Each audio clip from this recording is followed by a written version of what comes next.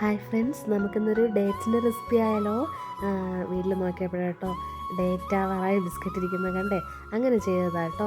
ഒരു പാനിലേക്ക് നെയ്യും അതിലേക്ക് കട്ട് ചെയ്ത് വെച്ച ഈത്തപ്പഴം ഉണ്ടല്ലോ അതൊന്ന് ഇട്ട് കൊടുത്ത് മുറിച്ച് കഷ്ണങ്ങളാക്കി വെച്ച ബിസ്ക്കറ്റും ഞാൻ അതിലേക്ക് ഇച്ചിരി ഡേറ്റ്സും കടലയും കൂടി ഇട്ട് കൊടുത്തിട്ടുണ്ട്. ഇച്ചിരി നെയ്യും കൂടെ ഒഴിച്ച് നന്നായിട്ടൊന്ന് മിക്സാക്കി എടുക്കണം കേട്ടോ. അതിനുശേഷം ചൂടാറാൻ വേണ്ടിയിട്ടുണ്ടല്ലോ ഞാനൊരു പാത്രത്തിലേക്ക് വെച്ചെടുത്തിട്ടുണ്ട്. ശേഷം ഞാൻ അതിനെ ഉണ്ടല്ലോ ഈ ഒരു രീതിക്ക് ഷേപ്പാക്കി എടുക്കുന്നുണ്ട് കേട്ടോ. നമുക്കൊരു ഫോയിൽ പേപ്പർ വേണം, അല്ലാന്നുണ്ടെങ്കിൽ പ്ലാസ്റ്റിക് കവറില്ലേ അതായാലും ഓക്കെ തന്നെ.